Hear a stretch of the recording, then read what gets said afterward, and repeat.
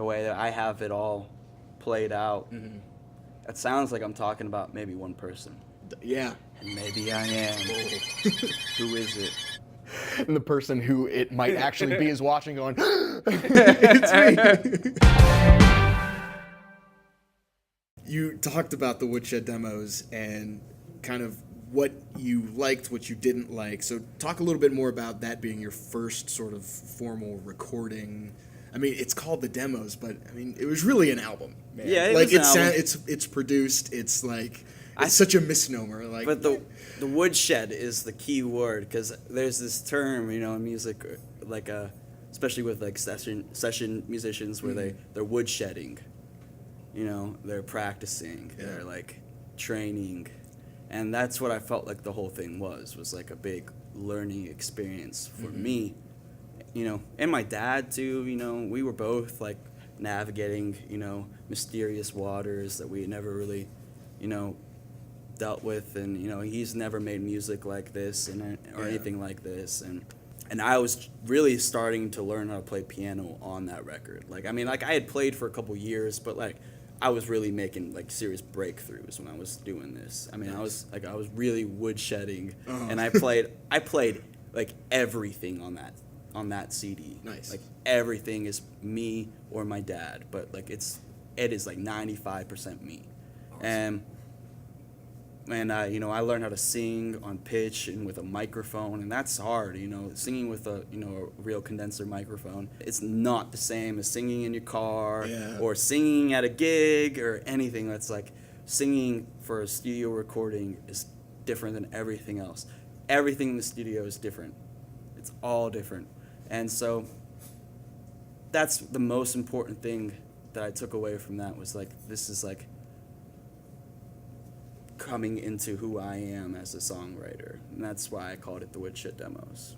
Music is a very family-centric thing. Oh, yeah. I mean, so talk a little bit about that, your dad's involvement with music and how it's helped influence you as well. He was like in choirs in high school, and he went to like state championships and things like that. Nice. For choir, and he was really into singing. And then when he got to college, he started this band called Illuminatus with Tony Menser. And they were kind of like doing like a Beatles, kind of like two frontmen kind of thing. And they both wrote songs, and they won this Battle of the Bands thing. They beat Rusted Root, that band? Yeah. I'm saying, I'm right. Yeah. And they beat those guys, and then they had a really big following, but it just kind of like, started, falling apart in a way. And then I came along and messed everything up. I threw the cog in the wrench in the cog. Yeah. Sorry, Dad.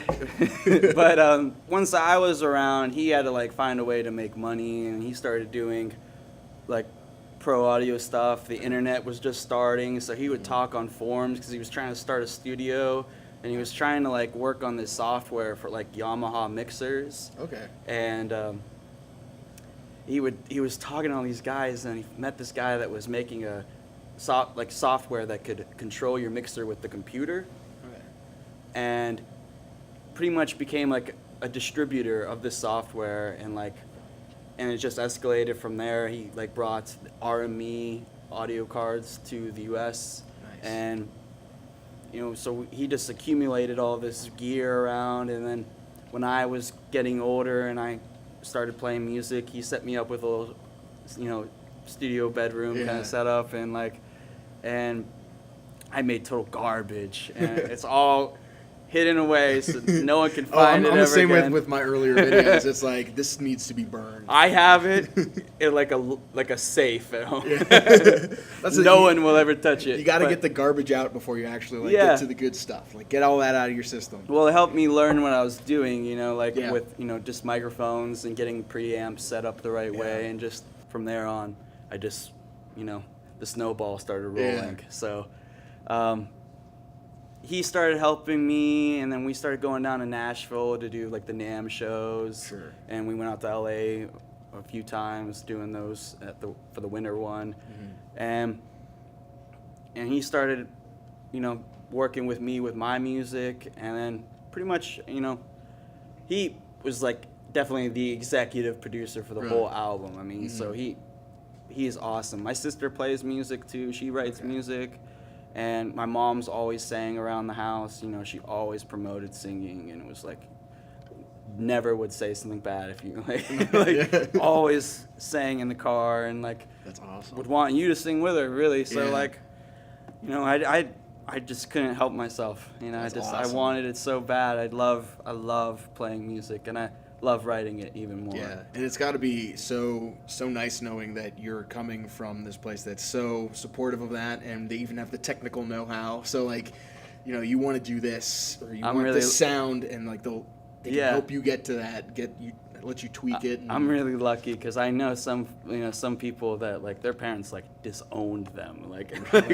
you want to be what? You want Yeah. to be a musician? Are you an idiot? Like, are you Yeah. stupid? Like, I really know people who have parents like that. And my parents have never ever done that. I mean, they were like serious about it. Like, that's hard, right? Yeah. I mean, like, it's not easy. yeah, they're It's like- realistic without being pessimistic. Right. Yeah. Right. Exactly. That's the best way to put it. I can't believe I came up with that. Yeah, I'm making a T-shirt off of that. If you could perform with any musical act, who would it be Oh and man. why? I don't know. Oh, this is a good one. Dead or alive? Doesn't matter. It doesn't matter.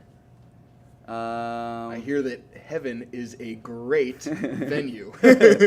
Just go on up and perform with them. The Doors would be pretty fucking cool. That would be I would like awesome. playing with Doors a lot. That would be sweet. But if it was living, I really liked Killers a lot. That was my favorite band growing up, and that would be a really special experience to have, like playing with the Killers. That would be like there was one of those moments, just like wow, like Yeah. I can't believe this is happening. Yeah. Brandon Flowers is right there. He's right. And he's like wearing that suit from that one video where it had all like the flowers, Yeah, with the, feathers like, on feathers it. on their shoulder pads. Yeah. The human video. I'm a dancer and a human, Brandon.